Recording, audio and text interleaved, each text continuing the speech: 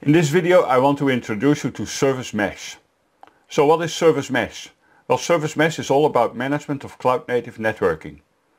In cloud-native networking, features are needed that are not commonly seen in standalone environments.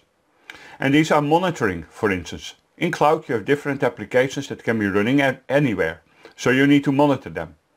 Another feature that is requested is access control, or encryption, or traffic flow management, which is taken care when one of the nodes in the cloud suddenly stops and traffic needs to be redirected.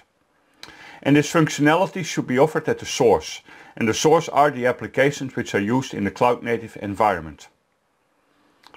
Now, in order to add cloud-native networking to applications, there are roughly two solutions.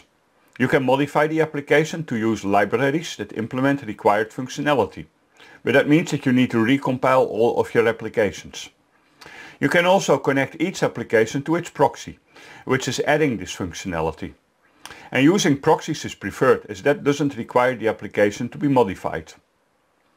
And that is where Service Mesh comes in. Let's talk about proxies in Service Mesh. Service Mesh adds proxies to the main application to modify and filter incoming and outgoing network traffic. And different proxy solutions are available. And these are Nginx or HA Proxy or Envoy. The Service Mesh adds a control plane that allows these proxies to be managed. Let me make a drawing about it. So let me get you an overview of what is happening in the Service Mesh. So in the Service Mesh we have the control plane.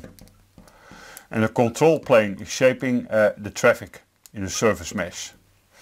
Now the traffic itself is happening at the data plane.